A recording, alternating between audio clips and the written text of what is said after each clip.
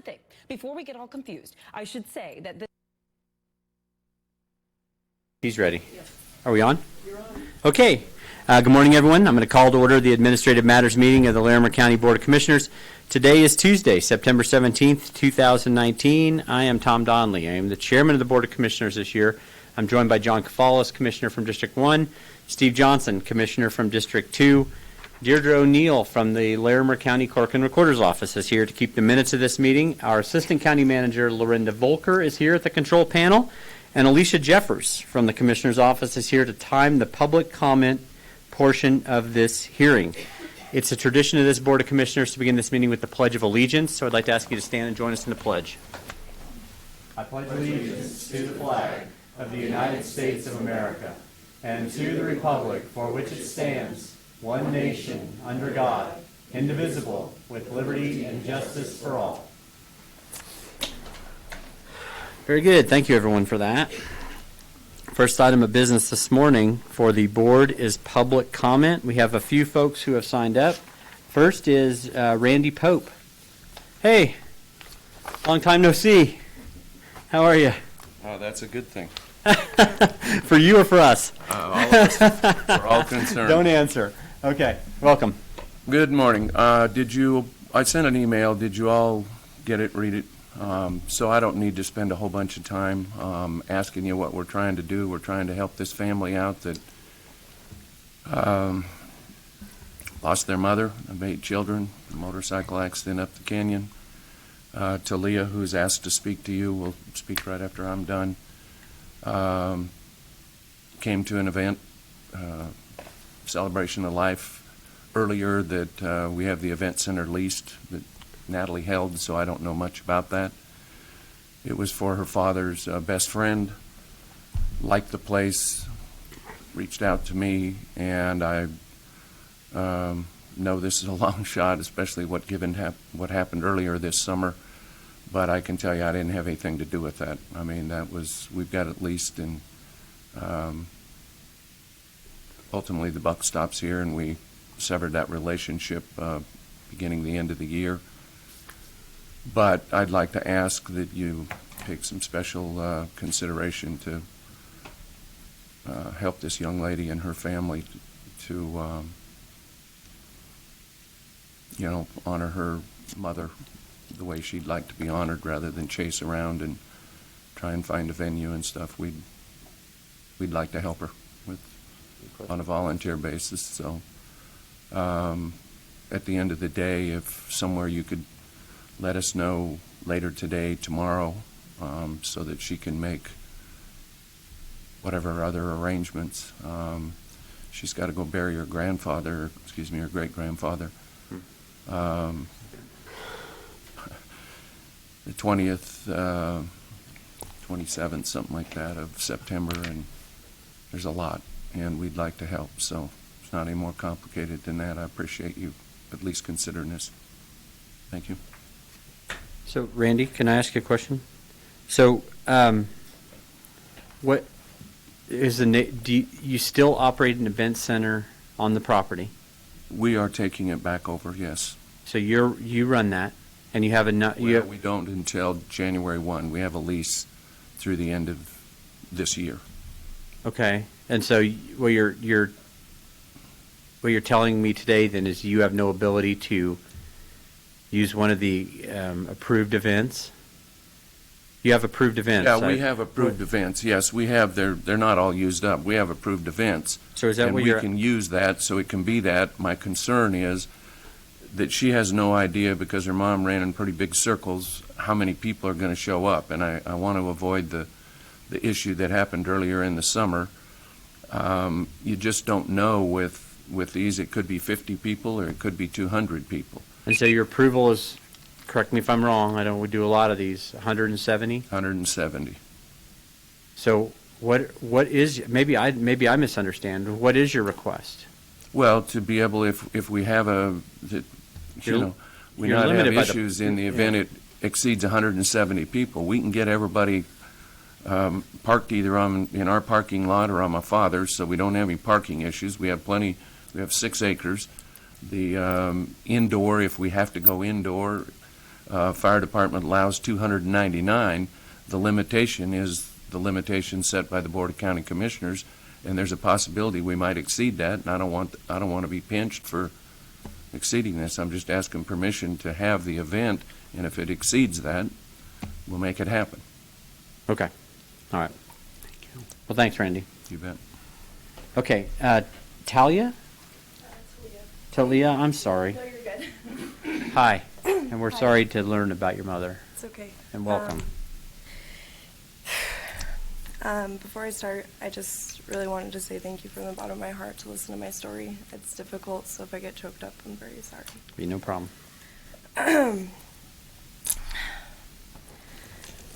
My name is Talia Lang. I am the daughter of Jamie Allen, but I am also the sister to Alani, Dallin, Olive, Pearl, Sal, and Dean. Yes, 7. My mom always taught me to work hard for things, to be accepting and loving towards others. And that is why I stand before you all today. My siblings and I had more than a crazy lifestyle. How my mom managed to keep up with play dates, football practices, play rehearsals, school functions, getting kids to school, and working 7 days out of the week is truly beyond me. She struggled to make ends meet, but she never, ever struggled to give all of her 8 kids the best life possible. If my mom had a choice, I know she would always choose her kids and her spirituality. That is why I believe she held on long enough to say goodbye. September 7th was the hardest day of my life. I got the call that my mom was in a motorcycle accident going up to the Peter Canyon. She was in critical condition due to a head injury she received she received when she was ejected off the motorcycle with no helmet. Thank you. She was airlifted to Medical Center of the Rockies, where I met the rest of my family. And then chaos ensued around me. I did not know what to expect. My chest was heavy, but I didn't know why. All I knew was that she had to make it. There was no way she couldn't, and she has 8 kids. It was the most loving and giving person I have ever had the honor of knowing. As the outside world kept moving along, my world came to a screeching halt. The brain surgeon sat across from me, talking about my mother's injuries. I didn't hear or process much of what he had to say into the words, "We don't have the technology of 2019 to 2020 to help her." Devastation doesn't even begin to detail how numb I felt. Within the next 24 hours, I would learn that my mom was brain dead, but she was also an organ donor. This is the most perfect gift she could give, and I was honored to strengthen her wishes. As I mentioned earlier, my mom taught me to work hard, accept others, and love deeply. And that is why I'm doing this, to ensure that with this venue we can admire my mom and have a celebration of life. At the moment, my family is dealing with a number of expenses. At 21 years old, I cannot afford all of these expenses on my own. Many of the fundraisers are going to my younger siblings for school supplies, school activities, food, clothing, housing, and anything they need to resume a normal life without their mother. So, the Preserve at Bingham Hill was gracious enough to extend their services to me and my family. This is an opportunity to give those who loved my mom the space they need to come together and say goodbye one last time. Although we invite everybody to say goodbye, I understand as a previous event planner as myself, I know how much this could affect possible neighbors. However, we have a strict time frame set, and people are able to come and go as they please. In the space provided, I believe that people will be able to comfortably disperse without the neighbors being agitated. I do not need fundraisers in my name. That is the last thing I need. I do not need a highly religious service because that is not who she was. I just need this venue for my family and friends, and I need this to be the last place I say goodbye to my mother. Should you allow me to use this venue, I would be ever more grateful to have the last memory with such a beautiful place in celebration of my mom. Thank you for your time. Thank you, Talia. Yeah, Commissioner, go ahead. Thank you, Mr. Chair. Talia, thank you very much for coming here and speaking. I'm grateful for your courage and and your endurance in these really difficult times. I think our plan is to talk about this afterwards, and my hope is we can figure out a way forward. No, absolutely. Thank you. When is the event planned for? So, as Randy said, I also have to bury my grandfather next week. And I am not going to be back until the 3rd. We were thinking about the 6th on the Sunday. If it needs to be pushed back for further more detail of, we have parking arranged. If I just need to let people know out of state that it will be 11 to 2, and that if it needs to be in the 20th of October on a Sunday, for me personally it would work better, but if it has to be sooner, I mean, I've done a lot of things on my own lately that I know I could probably push forward. So, yeah. Very good. Well, thanks a lot. Again, thanks for coming in. All right, Tom Rhodes.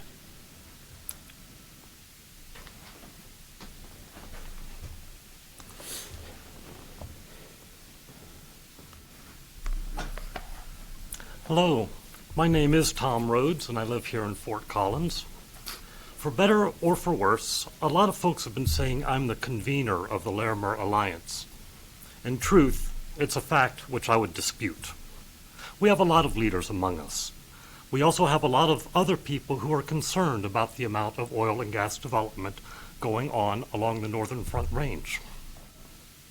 We know that the 20,000 wells just to the west of us in Weld County are a major source of ozone and volatile organic compounds affecting Larimer County citizens, whom you represent. And we're deeply concerned that further development in our own county will only add to the problem which we all face. We're disappointed that you've rejected our call for a moratorium on further oil and gas development in Larimer County pending the finalization of state regulations. We understand that the counties need to enact our own meaningful regulations to protect the health, safety of our citizens and the environment, and we will continue to work with you and county staff to ensure that this is done. On a personal note, I would like to publicly thank Matt Lafferty, Leslie Ellis, and the planning staff for their work on this issue. I can only imagine that neither they nor you commissioners know the depth of people's concerns regarding oil and gas development. I know that senior staff has been working hard to gather public input through surveys and through last Thursday's open house in particular, and that they've been doing this on top of all of the non-oil and gas related issues that they have to deal with on a regular basis. I trust that the staff will take our hopes and fears into account as they begin to formulate recommendations for the county to adopt. I'd like to close with a final request, and I'm hoping for a verbal response at least from you today. We understand that the county staff will be presenting an initial draft of regulations to the Oil and Gas Task Force at its September 25th meeting. My request is that you also make copies available to any observers who may be at that meeting so that they may follow the discussion, and that those documents and any other supporting documentation be posted on the task force website as soon as feasible afterwards. Transparency promotes trust, and in that spirit, we look forward to our continued work together. Thank you. Great. Thank you, Tom. Yeah, John, go ahead. Thank you, Mr. Chair, and thank you, Tom. I believe you were asking for a verbal response, and it seems that your requests are quite more than reasonable, and certainly work with staff to ensure that the documents are posted sooner than later, and that there are some hard copies available for folks at the next task force meeting. Thank you. Absolutely. Great to see you. Is there anyone else in attendance who would like to make public comment? Hi, welcome. Thank you. Yep. Thanks for fitting me in. No problem. I'm Deb Bjork, and I wanted to thank you for the open house. I thought it was a great opportunity for those who are interested in oil and gas and concerned about the new county regulations to talk to county staff members and the Oil and Gas Task Force, and we appreciated it being put on. However, with that in mind, I just saw the new survey that was online last night, and we have some I and we have some concerns. So here is the overview with the slides that, oops, that one wasn't far enough.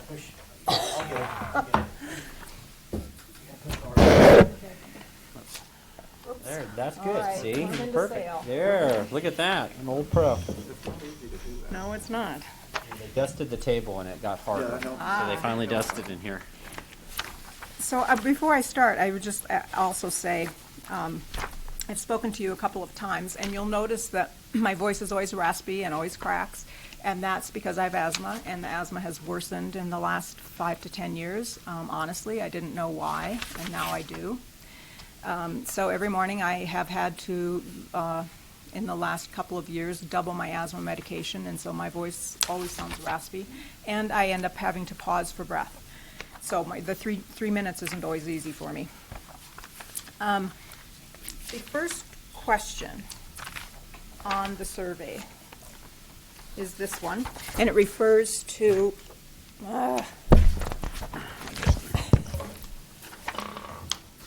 thank you. And it refers to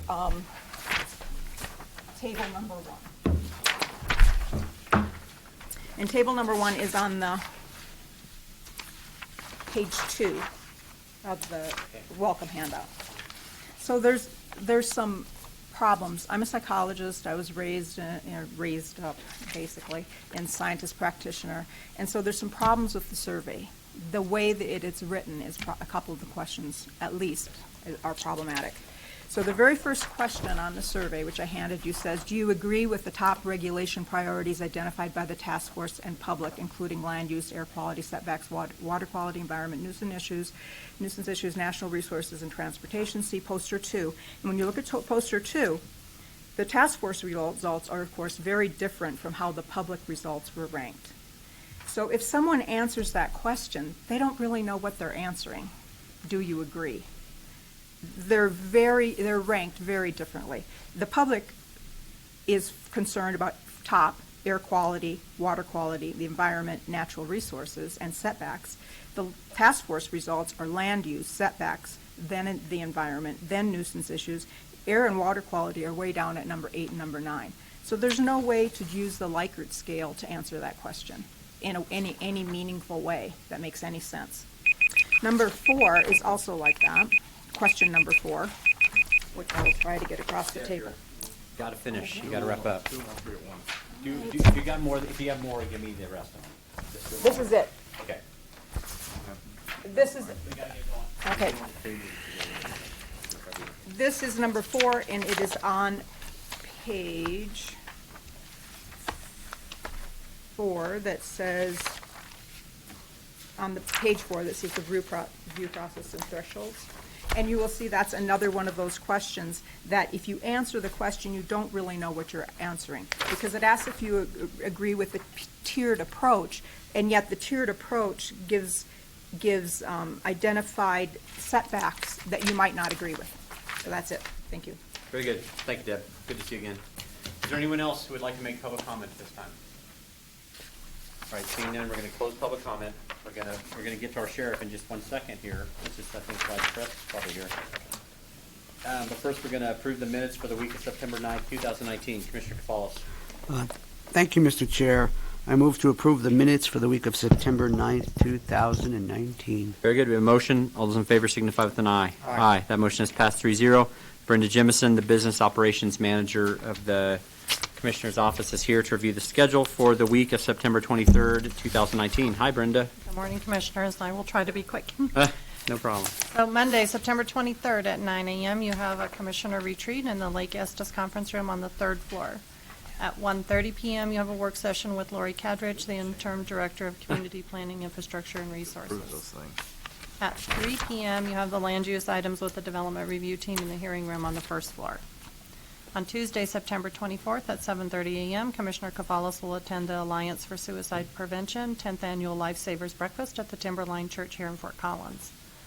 At 9 a.m., you have the Administrative Matters, which is this meeting here in this room. 1:30 p.m., you have administrative direction to county management in the Sprague Lake Conference Room on the 2nd floor.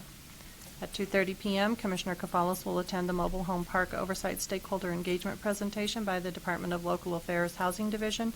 That's in the hearing room here on the 1st floor.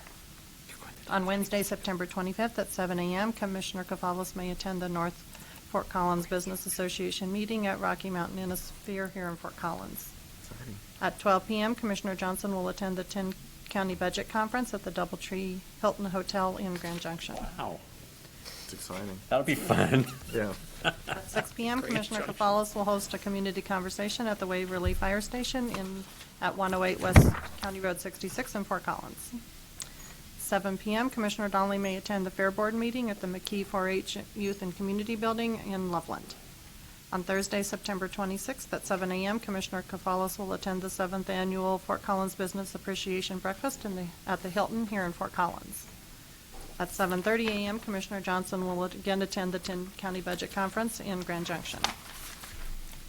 At 12 p.m., Commissioner Cavallos will host a community conversation at the Red Feather Lakes Community Library in Red Feather Lakes, and the featured guest will be the Larimer County Community Planning staff, who will be discussing the centerline survey process in the Red Feather Lakes area. At 1:30 p.m., Commissioner Cavallos may attend the Red Feather Lakes Planning Advisory Committee in Red Feather Lakes. At 5 p.m., Commissioner Donnelly may attend the Open Lands Advisory Board meeting at the Larimer County Loveland campus in Loveland. On Friday, September 27th at 7:30 a.m., Commissioner Johnson will again be attending the 10 County Budget Conference in Grand Junction. At 9 a.m., Commissioner Cavallos may attend the Colorado County Steering Committee meetings in Denver. At 6 p.m., Commissioner Cavallos may attend the Sexual Assault Victim Advocate Center Sorority fundraiser at the Embassy Suites in Loveland. Wow, That would be all I have for the week. and that's all you have. John's got a lot. Yes, he does. Wow. Yeah, John. Thank you for your hard work in preparing all of this and all the great work you do, Brenda, Thank in you. terms of managing our schedules. The Community Line Survey presentation at Red Feather Lakes promises to be a riveting presentation. A Riveting. one. Okay. Yeah. Hopefully you will get a lot of attendance. Yes. You're going to have to sell it better than that. Okay, we'll work on it. Thank you. Considering we funded the Centerline survey like 10 years ago, and we're still working on it, apparently. Closest thing to eternal life. I know, no kidding. We're going to hear about that in a minute. Very good. Real quickly, consent agenda today. 4 agreements, 2 deeds, 1 policy update for updates to human resources policy for workforce restructuring, 1 resolution for 1 land use item, 7 miscellaneous items, and 4 liquor license issuances and approvals. Would either of my colleagues like to remove any items from the consent agenda for additional information? Mr. Chair? Yes, Commissioner. Thank you. I would not, but I do have a question about item number 3 under miscellaneous. Okay. That is the Board of County Commissioners' response to the USDA Food and Nutrition Services request for comments on the proposed rule entitled Revisions of Categorical Eligibility in the Supplemental Nutrition Assistance Program, SNAP. So, Commissioner, go ahead.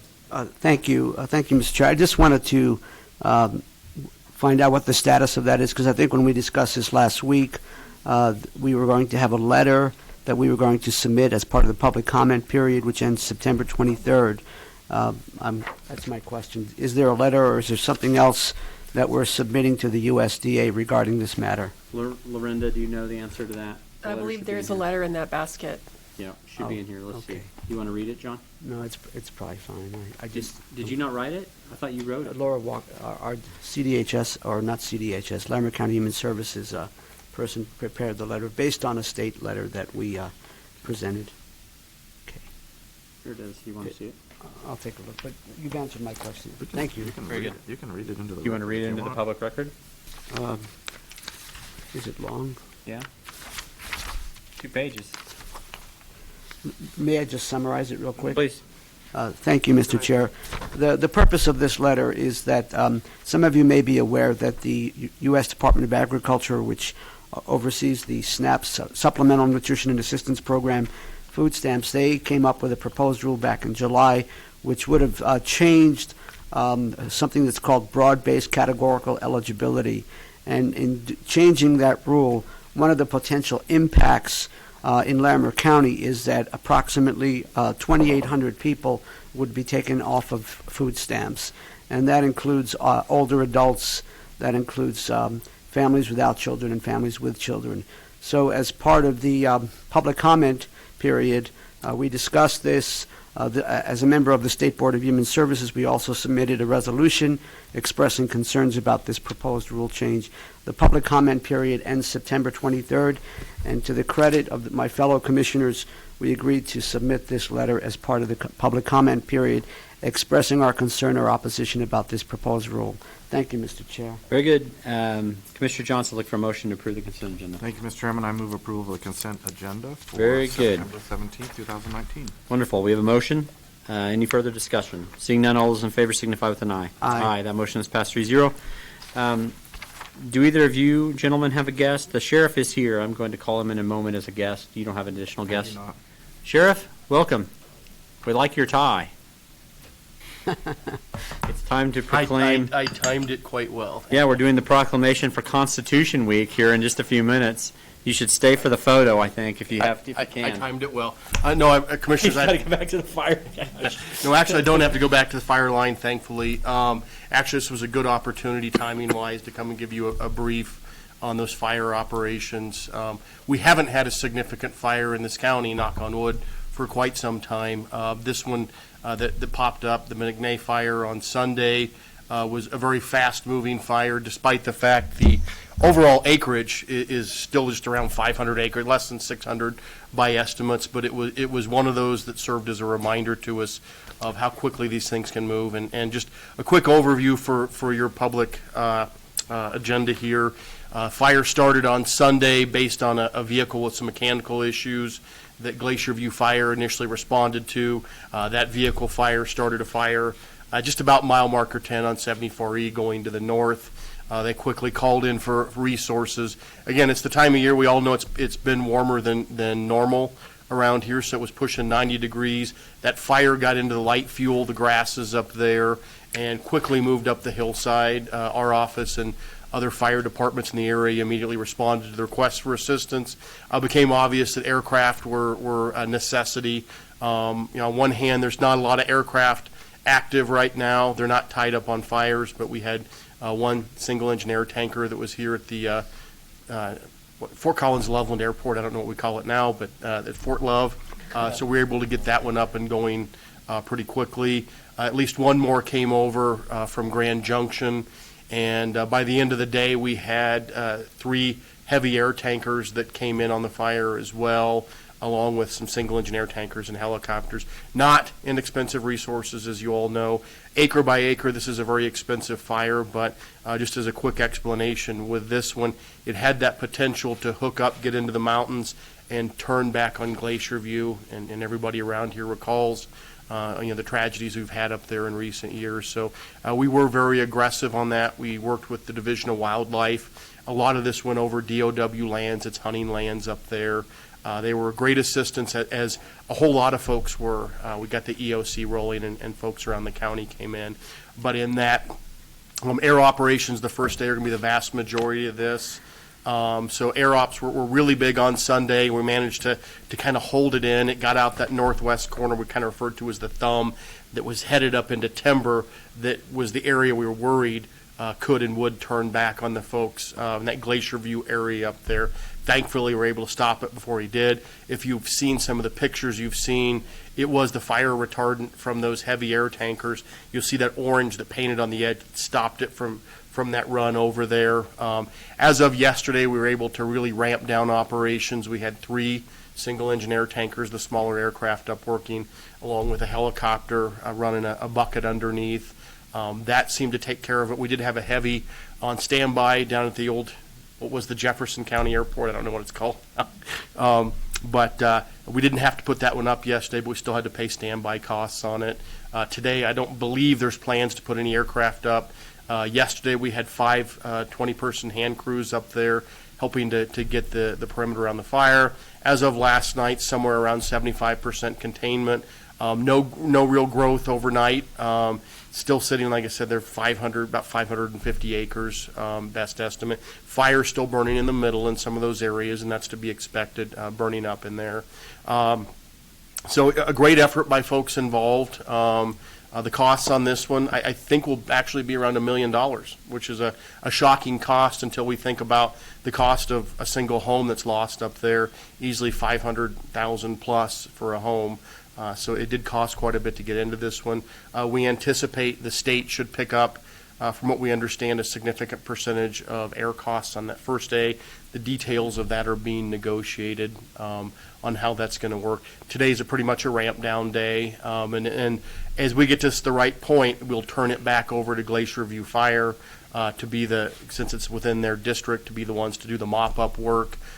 Based on the perimeter of this and the area, it's not an easy turn-back fire because a volunteer fire district can't really cover the perimeter because you can't get vehicles along most of it. So we may be holding on to it a little longer than we possibly would if they could get engine crews around. But when it comes to the safety of the citizens, we're going to work together on that. The significant costs were day one. Yesterday was a lot lower. Today is going to be significantly lower than that. But it's just a reminder, as we've talked about, as we got dry at the end of summer, the lowlands down here were the driest. When you get down, the grasses can burn easily. Up into our mountains are in the best condition. The forests are not. While it's dried out a little bit, the forests are actually in pretty good condition. This fire started in that most difficult zone because it's dry and grassy, but you have some significant hillsides for those fires to run up. And when they got the heat and could get into the trees, it could be difficult. We're not here to ask for any fire restrictions at this time, to a large degree because of the time of year we're in. If this was August and we had these issues, would probably be a different request from us. But we are getting, now in the second half of September, while it's warmer than normal, we are getting significant cool down at night, moisture recovery, shorter days. The potential for fire to run is definitely not what it would have been a month ago. And also, as a reminder, if you look up in those areas, the Forest Service has continued to do prescribed burns up behind Red Feather in some areas. So, the burn conditions are not horrible up there once you get into those areas, but where this one was at, it had a lot of potential. Again, very pleased with the relationships with all not only the public safety providers, but Lori Hodges and her staff with the county and all the folks that came into the EOC to make sure this thing was handled the way it needed to be. So with that, I certainly respond to any questions that you had. Thank you, Sheriff. Thanks for all your good work. Looking at the list of the various fire protection districts and emergency response personnel, the level of collaboration is pretty extraordinary. And also when one considers there was an email sent out to county staff yesterday saying that if there were any volunteers from county staff to try to help runners try to bring up supplies back and forth. So I think that's outstanding. My question, sir, is regarding the power outage and Poudre Valley REA's efforts to restore that. Can you give us an update on that, please? Absolutely, Commissioner, and thank you for bringing that up. Sure. On Sunday, power was brought down, and those are decisions that are typically made by the Power Authority. There was at least one power pole that was burned in there, and the reasoning behind this is if fire is running towards power lines coming in, the power company will bring that power down, because if you get damage to a pole, then you could have further issues if a compromised line. So if fire's running towards an energized line, they're going to bring it down. Obviously, based on where those power lines go up along 74E or near 74E, on Sunday, that did bring down a significant number of folks. By yesterday, they had most everybody back up. And I think as of last night, they were working on getting the remaining power back up. There was one specific pole that had been burned they had to get back into, I was told, and I don't know if they were replacing or do some repairs, et cetera. But yeah, so it was a reminder to folks in those areas. We strongly encourage folks, if they can, to have a backup power source on their home, because these things can happen and bring power down for a few days worth. I did have a chance, I was up yesterday, to catch some residents in the area, and they were understanding and appreciative of the efforts. Checked in specifically in an area where we had some crews staged for structure protection. That was a part of this fire. I got to give a lot of credit to the residents. It didn't get up to residents up there, but if it had, the vast majority of folks that I observed have done good mitigation work, and they had low grasses around, so you wouldn't have brought a lot of fire. But certainly we had crews available in addition to the aircraft and the hand crews. If that fire got near residences, they're spread out enough, and we had enough fire resources and engines. I think we could have done good structure protection on the ground as well. Thank you, Sheriff. You expecting high winds today? There's some higher winds today. I don't remember what the exact numbers were. Yesterday, I remember hearing some stuff maybe in the 20-mile-an-hour range. We're not too concerned given where we're at with protection. And again, those resources are still available. If we need to spend up the air resources, we can, but we don't want to spend the money if we don't need to at this point. Sure.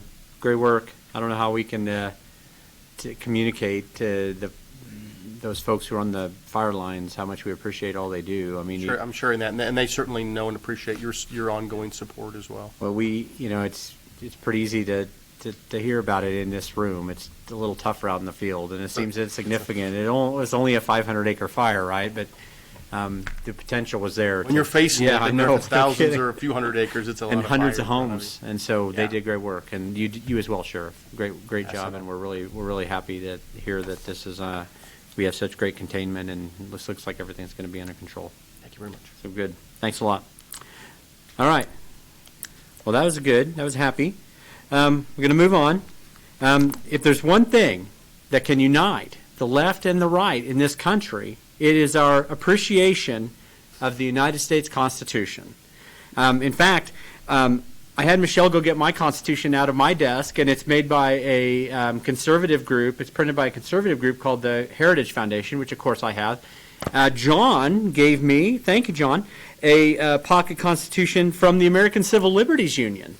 So both the left and the right are producing their own constitutions, and they're being distributed to folks, which is good. Hopefully they're the same content, Mr. Chair. Well, yeah, yours probably left out some. I don't know. Maybe yours has extra amendments. I don't know.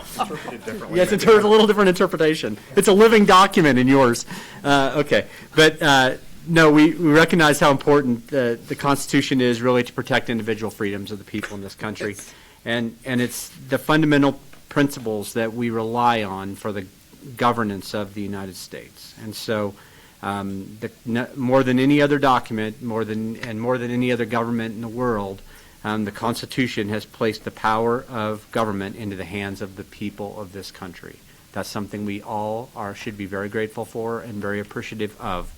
I'd like to welcome at this time Susan Harman, who is the regent of the Overland Trail chapter of the National Society of the Daughters of the American Revolution, and she's going to speak to us for just a few moments about our annual proclamation declaring September 17th through the 23rd as Constitution Week. So, Susan, welcome. Thanks for joining us again this year.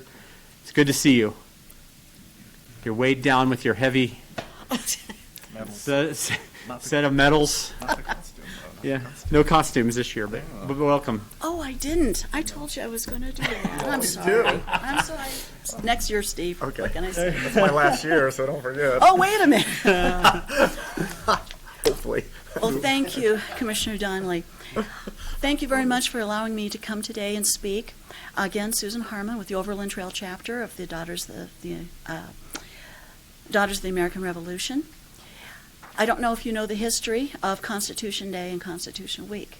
It was back in the 1950s that the Daughters of the American Revolution went forward to some senators and said, we need to have a day, we need to have a week in which the American public can celebrate the Constitution and celebrate this great nation of ours because of that Constitution and all of the men and women who fought so diligently for the independence of this country and the creation of a Constitution for its governance. So therefore, they were successful, and the 17th of September was declared Constitution Day. It's also known as Citizenship Day. And the week of 17 through 23 September every year is Constitution Week. We work with our schools, in particular, handing out preambles to the Constitution to every student in our chapter takes care of our rural areas, the Three Mountain schools, the schools in LaPorte, the schools up in Wellington, to ensure that every child has a preamble to the Constitution. And we also talk about the Constitution with those school children. I have on occasion gone up in costume to our schools and have walked the halls and answered the students' questions when it comes to the Constitution as well as the founding of our great nation from 1776 to 1783. We are very pleased to be so active in the rural area. We also work with our veterans. We also send care packages to active duty. We have sent packages to Commissioner Cavallis' son. Nice. We are very strong in support of patriotism. After all, the three missions of the Daughters of the American Revolution is that of historic preservation, education, and patriotism. Wonderful. So we are proud to be in our rural areas. We are proud to work with our students. We're proud to acknowledge our adults. Every year we have given the Distinguished Citizen Medal to, so far it's been active duty and retired gentlemen and ladies from our military because of the security they give to our great nation. And of course that falls again under our Constitution. So I want to thank you again for signing our Constitution. We look forward to this every year, to have the commissioners sign our Constitution proclamation, giving the proclamation for the week of 17 through 23 September. I hope that everyone will take a moment today to remember the sacrifices of great men and women that led to this Constitution, and also please remember all of our military and our law enforcement personnel who work under this Constitution this week in particular, for all of that they have done, all of our veterans, and remember those who have passed on in line of duty, no matter whether it's been military or law enforcement, that they did this with the coverage of the Constitution. Well said. Thank you, Susan. All right. There's a proclamation. Commissioner Cavallis, we're going to give you the opportunity to read the proclamation into the record and move the proclamation. So go ahead. Thank you very much, Mr. Chair. Proclamation Constitution Week, September 17th through the 23rd, 2019. Whereas the Constitution of the United States of America, the guardian of our liberties, embodies the principles of limited government in a republic dedicated to rule by law, and whereas September 17th, 2019 marks the 232nd anniversary of the framing of the Constitution of the United States of America by the Constitutional Convention, and whereas it is fitting and proper to accord official recognition to this magnificent document and its memorable anniversary, and to the patriotic celebrations which will commemorate it.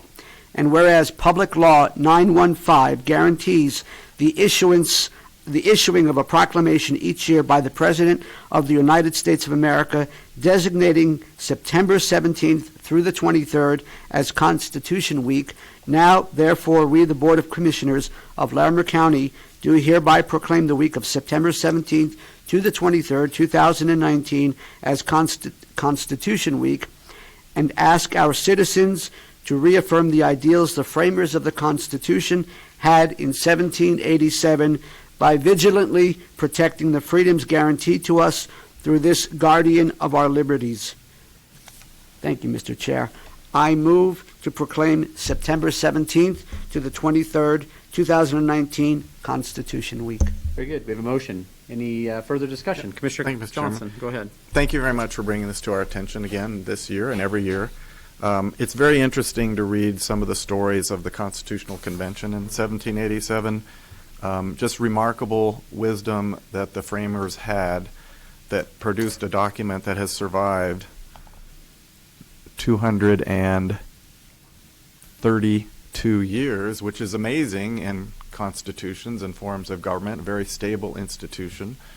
They were geniuses at compromise and collaborating and working together, some great compromises and innovative ideas, a House of Representatives based on population balanced by a Senate based on states to preserve the small colonies in their sovereignty as well, and checks on larger colonies was a major, the Connecticut Compromise as it's called, was a major achievement in showing how different people can work together. The Electoral College was another great innovation to preserve the idea of a republic of states, a union of states, but just remarkable foresight. They really didn't have a lot of other documents to work from. They had the Articles of Confederation, which was our first form of government, which failed, had a number of deficiencies. This Constitutional Convention was charged with amending the Articles of Confederation, and in a uniquely American way, they ignored that responsibility and came up with a much better document and improved on that responsibility. There were a few other countries, that Switzerland, for example, and ancient countries that had some, the Roman Republic had some experience with these forms of government, but it was actually, interestingly, they were concerned that the country at that time was too large for this type of a document to work. And you think about how big our country is today. And of course that led to the Federalist Papers and the whole effort to get the Constitution ratified was no easy matter either. But some great documents of American history came out of the ratification debates in the Federalist Papers. So it's great for us to remember our history and learn from it and understand that the things in the Constitution really do protect us. And you think about the wisdom of people looking, what's our country going to be like in 230 years? I mean, could we think about a document that could govern such a country? How difficult that would be. Just some remarkable work that they did. Well said. Yeah, Commissioner, do you want to say something, too? Yes, Mr. Chair. I just want to, again, appreciate the work that the Daughters of the American Revolution, the Overland Trail chapter, you do some great, wonderful work, and thank you for sending the care package to my son, Harlan, who is in South Korea. I did want to state for the record that I actually have a nonpartisan copy of the U.S. Constitution put out by the Commission on the Bicentennial of the United States Constitution, and I would be more than happy to exchange this with ACLU? Commissioner Donnelly for the ACLU copy. Wonderful. All right. We do have a motion. All those in favor signify with an aye. Aye. That motion is passed 3-0. Why don't we take a moment and take a photo with our proclamation. So the board will stand in recess for about 2 minutes while we go out and take a photo. And Sheriff, you're more than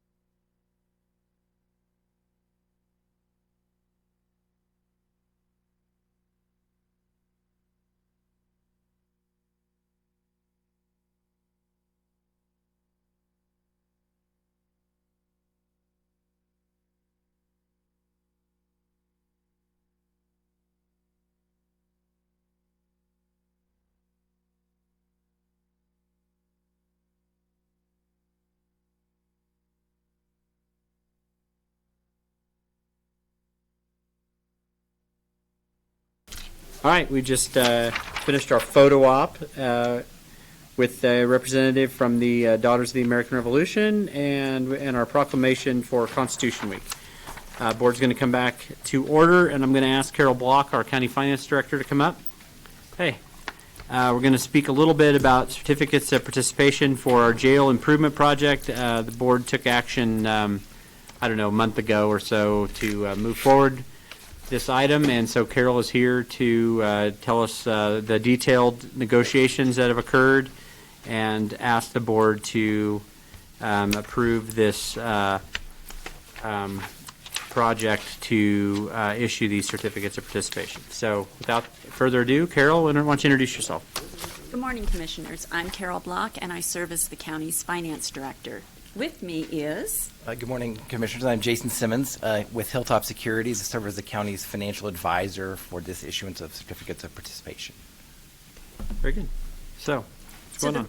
The resolution before the board today approves certificates of participation, known as COPs, for the jail improvement project. These improvements are included in the county's capital plan. The board approved a resolution to proceed in July of this year, and that resolution authorized the development of a financing program for the jail improvements. The resolution anticipated creating a lease transaction and the issuance of the COPs. So the authorizing resolution before the board today approves the lease, official statement, and other documents needed to issue the COPs. This is the final action, official action, that the board needs to take prior to the issuance of the certificates. So under the terms of the resolution, the county will issue COPs with the following not to exceed parameters, and that's a principal amount of no more than $75 million, annual payments of $6.8 million, a net interest rate of 4%, and a final lease term of no longer than December 31st, 2034. The final terms for the certificates will be determined on the sale date, which is currently scheduled for October 22nd. And due to favorable market conditions, we anticipate that we'll beat those terms that are in the resolution. If for some reason those parameters can't be met, the board would need to do a new authorization. And then after the sale date, when the final exact terms are known, the chair of the board and other county staff, such as the clerk, will sign the lease agreement and other documents relating to the transaction. And this resolution today pre-approves those documents, so they don't have to come before you again. So this resolution enables the county to proceed with the jail improvement project. And of course, though, repayment of COPs from general fund resources reduces the amount of discretionary funds available annually for other programs and projects until the term of the lease is completed. So that's the information. And Ken Cooper is also here in case you have any questions about the project itself. Any questions? Commissioner. Thank you, Mr. Chair, and Carol, thank you for your presentation and for your presence. Is it correct that there's a 15-year term for paying back the COPs, but can we pay them back sooner than the 15 years? Yes. Could you explain that? I mean, we can. I mean, if we could pay them back off in 10 years, I suppose? Yeah, it's the current Without anticipation penalty. is- Without yes, penalty. correct. There'll be a 10-year call feature without penalty, so they can be callable at any time after a 10-year kind of lockout period, if you will. After 10 years. And we're exploring shorter opportunities. Right now, the market is favorable for shorter ones, and we've been working with Carol on that, but right now, we're anticipating a 10-year. Thank you. Thank you. And one other thing, during the recession, the Board of County Commissioners actually authorized refinancing of debt that was used to construct the county fairgrounds at the ranch. Do we have a similar provision in this agreement where we can refinance these COPs if necessary? There are some new regulations that don't allow refinancing like we used to do in the past. Uh-huh. However, right now our interest rates are pretty low, so I it's imagine we would ever need to, but yeah. right. Near historic lows, yeah. Okay. Any other questions? I just want to thank Carol and Ken for working on a jail improvement project, which is sorely needed in the facility, in the infrastructure of the facility, in the housing units. Great advancements in proper housing of the folks that we have under our custody at the jail, and for Josh and Matthew, our budget office, and Linda Hoffman, our county manager.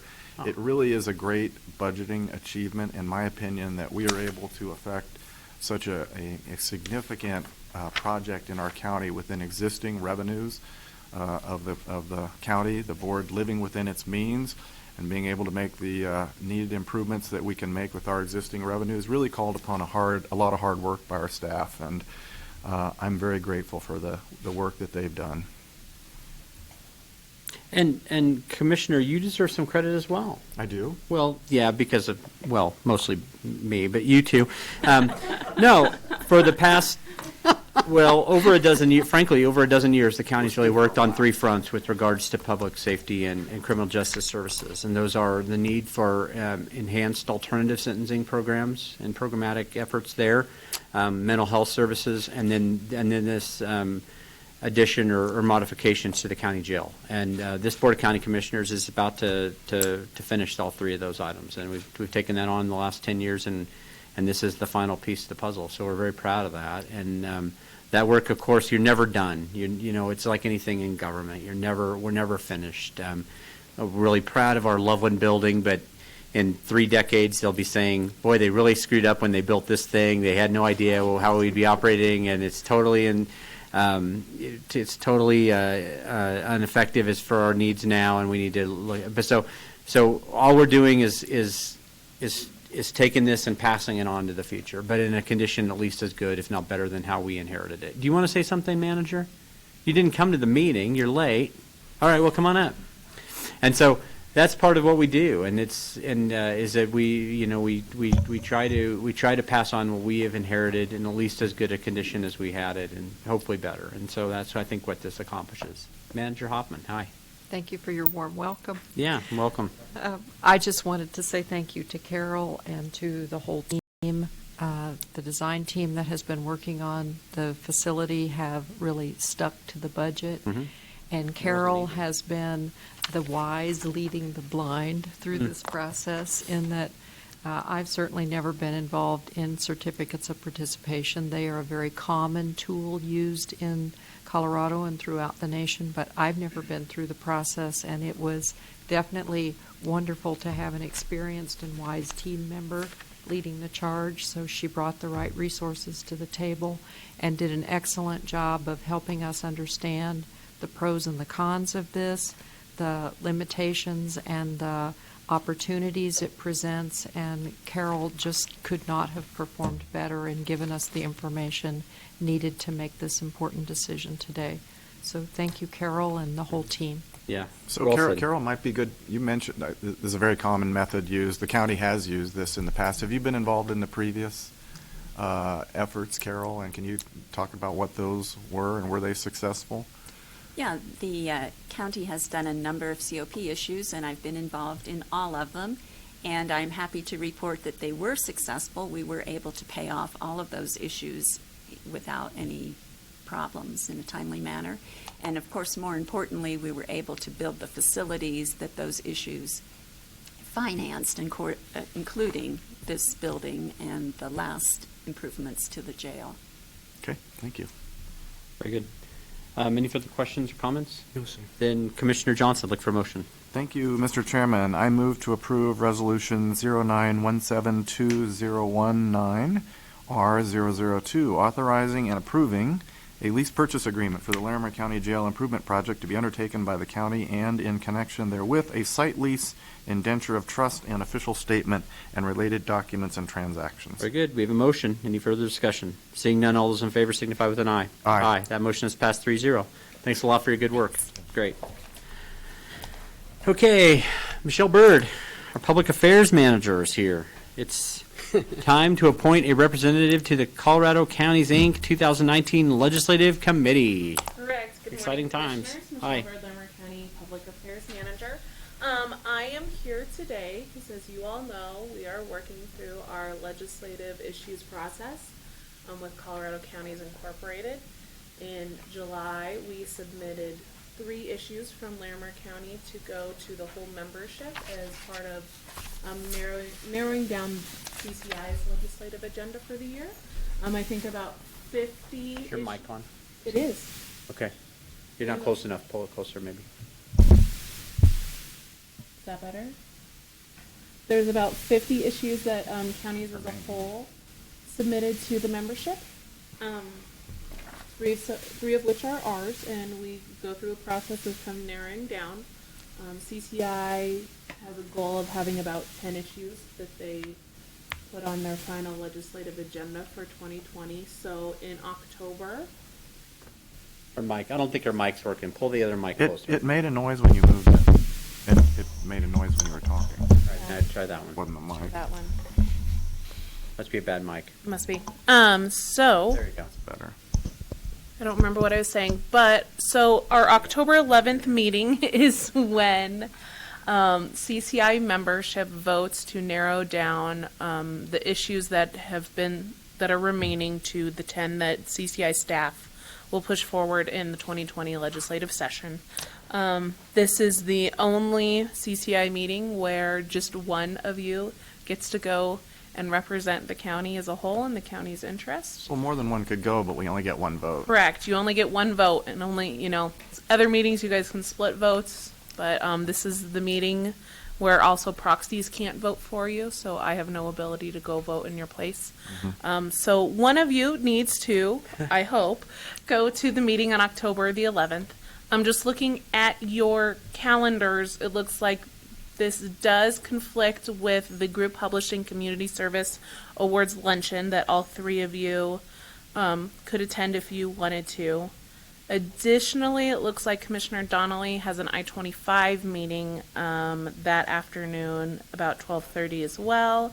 And Commissioner Kafalis needs to return or be back in town by 3 o'clock.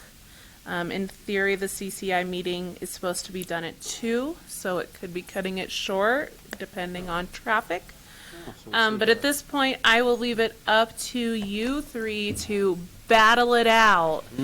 Maybe Honor. rock, paper, scissors for this very prestigious appointment. I might suggest Commissioner Johnson attend on behalf of the board. We don't have any, the Larimer County doesn't have any legislation. What do we have? We have 3. Oh, what are our bills? One has to do with septic tank inspection fees that we're allowed to collect. That sounds exciting. It is very exciting. One has to do with the ability to continue to use general fund monies for flood recovery. recovery. And the third has to do with Department of Corrections, community corrections placements in Larimer County. So we have all three have received very positive support so far in the meetings that we've had. County commissioners, there seems to be general membership At our support for district them. meeting, we talked about them. And did you attended the district meeting on behalf of the board?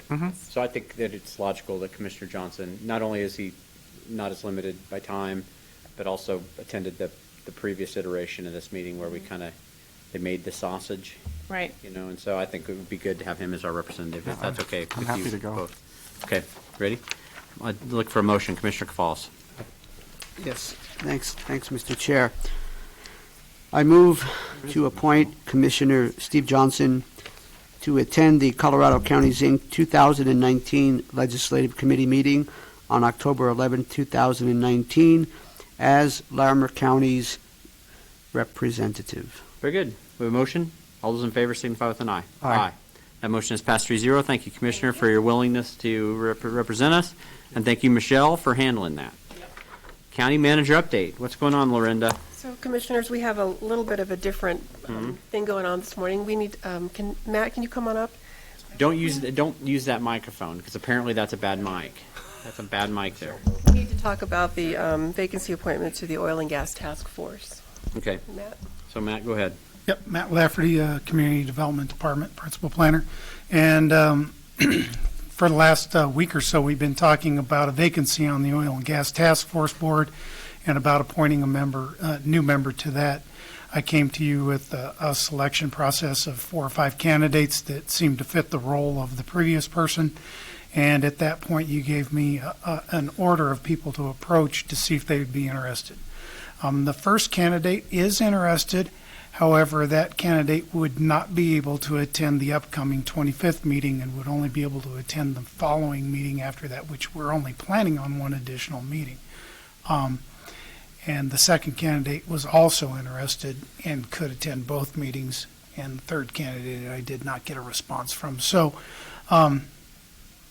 didn't know what y'all felt about having 2 meetings left, possibly 3 if we really had to stretch it out for other reasons. And that person felt inclined to ask me to ask you guys whether or not that was appropriate for them to miss the next meeting and whatnot, or if you wanted to just go to the second candidate. So I need to get a name so that I could present a request for you next Tuesday at Admin Matters to have somebody appointed, and am open up for solutions. And what's the agenda for the 24th meeting?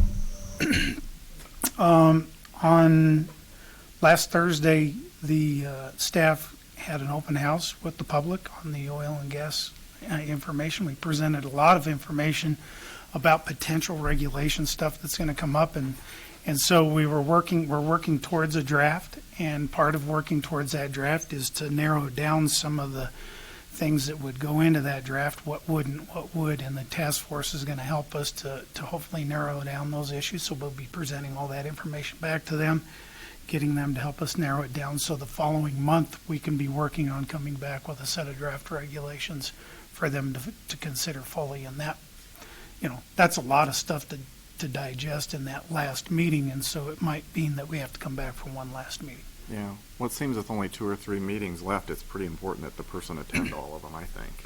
Right. That's my opinion. Right. So the number one candidate was Molly McLaughlin. But she's a McMillan, I'm sorry. climate scientist Yes. at CSU, from CSU. And she's changing positions, and that's the reason why she's taken on a new job and has moved south, and just one county south of us, and has taken on a new role in a different capacity, and so there'll be a new job, and she can't make it to that first meeting. So she's left the Adrian university. Krause is a doctor, and she's been willing to attend. And what's her background? She's a medical doctor? Obstetrician. An obstetrician? Those were your your 1 and 2, and Yeah, that's, we talked about it last week. so if you just give me a name, I'll work with that for next week. And so what's the likelihood, can I ask, before you ask a question, John? Sure. What's the likelihood that the term of the working group will be extended? Linda did the horse boarding regulations. It was supposed to be a year, and it went 18 months at least, didn't it, Linda? I mean, went every bit of that. So what do you think the likelihood that you'll wrap it up with these last 2 meetings? I would like to think that we will be able to wrap it up in the next 2 meetings, and if not, it will only be one additional meeting. One extra? Okay. All right. So, Commissioner, go ahead. I'm sorry. Thank you, Mr. Chair. Thank you, Matt and Leslie. As we discussed yesterday and previously, my recommendation is the Dr. Adrian Krause, and for reasons already stated, but just to state them, reinforce that this morning. She's indicated that she can attend the next 2 meetings. She's been participating as an observer on the task force since its inception, so I think she's well engaged, and I think it would be a helpful thing to have a medical practitioner as part of the task force to replace the previous person. Even though the previous person was a CSU air quality person, I think it's important that we have someone with expertise around newborns and pregnant women and all the implications as far as air quality. So that is my recommendation, and the fact that she can continue to, she can attend all of the task force meetings. But you're probably not surprised by my recommendation. Thank you, Commissioner. We're not. So, Commissioner Johnson, what do you want to do? I think there's adequate public health representation on the board, but I think it's important that the vacancy be filled as soon as possible. Sounds like the next meeting's pretty important, and I think the replacement person should be there. I think a person coming to the very last meeting when they're just basically voting on, I know there'll be more work, but I don't think that's wise. I'd like to have somebody that can participate as much as possible. So it sounds like the will of the board is to appoint our second choice, Dr. Krause, is her name? Adrian Krause. And so I felt that we should replace the climate scientist with another climate scientist, but hey, part of life is just showing up, right? And so if you can't show up, I guess 90%. Actually, yeah, it's 90. Yeah, that's what they always say. So I'll go along with this, with the will of these my colleagues, and I think you'll bring this back to us next week on this agenda. That's correct. Okay, for a formal appointment. Very good. Thank you, Matt. Anything else, Lorinda? That's all. Very good. Commissioner activity reports. Commissioner Johnson. Thank you, Mr. Chairman. Last week I gave the closing remarks on a Friday conference on a Friday afternoon. But they were riveting. I bet. It made everyone stick around. Everybody that was there stayed, which was about half the people that had started in the morning. But it was the VA Health Summit. And they were talking about building resilience among veterans and the health issues that veterans have. And they were very interested in our mental health initiative. So I gave them kind of a brief summary of how we got to where we are and an update as to what was planned for the Mental Health Summit. But right before me, Andrea Foch, who used to work in our Department of Human Services, she now is off on private sector work. I think she talked about trauma-informed care, which was, obviously she did a lot of that work in child protection for Larimer County, but it's very much an interest for the veterans, of course, and it's very much of interest for our mental health practitioners as well. So I got there in time to hear her presentation also. It was really nice. It was at the big ballroom at CSU. Several vendors, Larimer County Health Department was there, I think, and yes, they were there, and it was put on by, I think, Imagine Zero. The suicide prevention folks were one of the sponsors of the conference, but it was very interesting. I was very glad to be able to participate. Great. That was it. Commissioner Cafalas, anything you'd like to report? Yes, I have a few things to share. In my role as a commissioner liaison with various boards and commissions, I did attend last Tuesday, I attended the Environmental and Science Advisory Board meeting. I also attended the Agricultural Advisory Board meeting. And then finally on Thursday, the Fort Collins Downtown Development Authority. And all three meetings, there were quite a number of topics of importance and of relevance to the community. On Thursday also, I attended the Spirit Crossing Clubhouse open house, which interestingly they have taken over the building where Child Safe was previously located. And for those of you who may not know, Spirit Crossing Clubhouse is a service, a program that is connected to Summit Stone Health Partners. They've been around for quite a number of years, and they provide all manner of support for people who are dealing with a variety of issues and barriers, mental health and substance abuse, and they help people with employment, with education, and all of that. It was very nice to stop in there. I'll just close by saying I did actually attend the Child Safe fundraiser event, Celebrate the Night in Black and White event. Wow. I believe I wore a tie, maybe not. What'd you wear? Tuxedo? I wore a tuxedo. Yeah. I wore the suit that I have, which is the only suit that I have. So this jacket, and then, but it was a great event, and I was glad to be there. And then finally, I attended I had a community conversation on Saturday in LaPorte. Had about 16 or so people. Lots of issues we discussed, and then that evening I attended the La Familia, the Family Center fundraiser, and they had an amazing salsa band. Right. I actually stayed just about for the whole thing, and I listened, and I almost got up and danced a few times. Almost. Really? Well, I'm a bit shy, Oh. but it was great. It was great, and actually it was great. I got to hang out with folks like Ray Martinez and others. Yeah, that's fun. Thank you. Yeah. Okay. Just very briefly, a couple things to report to the board. I met with Wellington Mayor and Town Manager last week.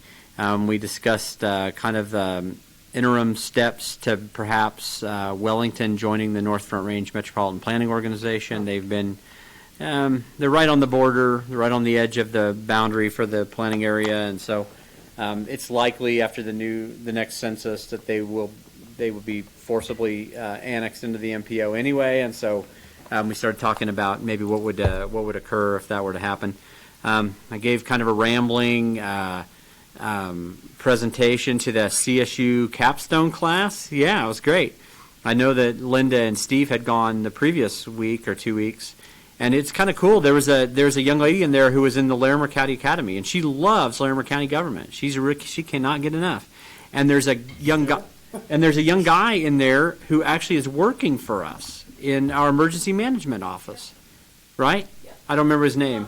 Robert? Yeah, great guy. He's from the West Slope, and is a former like paramedic, I think, and maybe served in the military. And he's kind of a late student, but a great young man, and yeah, non-traditional student, and working hard for Larimer County. I had the opportunity to attend the Behavioral Health Policy Council meeting yesterday on behalf of the board, and on behalf of you, I guess. And we did an allocation exercise and made a recommendation to the Board of County Commissioners to, I think, put out about $200,000, $150,000 to $200,000 of service money out to different organizations providing great work in the county. The tough thing was figuring out who to fund, right? Because they were all really excellent proposals, and so we did it. We worked through it and got it done. What did you think of the council meeting? What do you think of the meetings? They were great. It's a good group. Yeah, wonderful group. Very well-intentioned folks. Everyone really cares tremendously, and you know, it's a roll up your sleeves kind of group. I mean, they're serious about.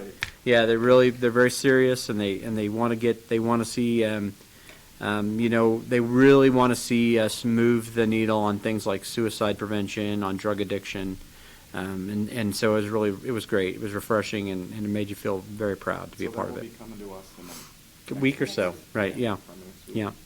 I give the welcome. The reason I was a few minutes late this morning is I gave the welcome to our wonderful new county employees who are here downstairs. I think there's about 15 or so. What do you think?